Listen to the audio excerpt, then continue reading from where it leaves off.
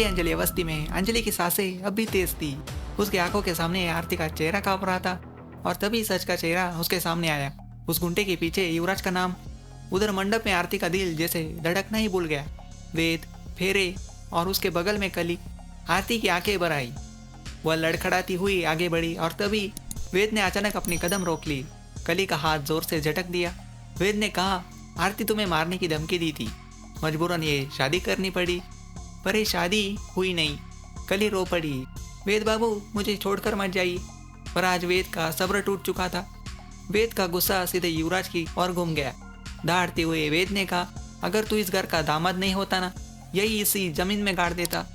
वेद का एक जोरदार चाटा युवराज के गाल पर पड़ा। युवराज बिफरा। उसने हाथ उठाया, लेकिन उससे पहले महक बीच में कूद आई। आरती वेद की शादी शुरू। ढोल धीमे, मंत्रों की आवाज उठी और आरती वेद के फेरे शुरू हुए। वही दूसरी तरफ गिनी का चेहरा गुस्से से लाल था, हाथ में पिस्तौल और सामने अंजलि। आज मैं अंजलि की जान लूंगी। तभी अभय आया। वहाँ वेद आरती की शादी हुई। अभय ने कहा, रुको। शर्म सबके सामने छोड़कर अभय ने कहा, अपने भाई की विधवा, वो अंजलि की जिम्मेदारी लेगा। उससे आगे अंजलि सुन ही नहीं पाई। उसका सब्र एकदम टूट गया। अंजलि एक जोरदार चाटा, उसने माहौल ही बदल दिया।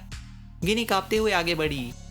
मैं तेरी कोई दीदी नहीं हूँ अंजलि, और गलतफहमी, मुझे कोई गलतफहमी नहीं है। तेरा और अभय का नाजायज रिश्ता है। अंजलि की आंखों में दर्द था, अपमान था। अंजलि टूटते हुए, चुप हो जा तू दीदी, इतनी घटिया बातें मत कर प्लीज। पर गिनी का पारा आसमान पर था। वो कांपते हाथों से फिर बंदूक उठाती है। आज मैं इस शादी को शमशान बना दूंगी। ट्रिगर दबता है, गोली चलती है। क्या ये गोली किसी की सांसें रोक देगी? और सब्सक्राइब करना मत भूलना, अतुल टॉक चैनल।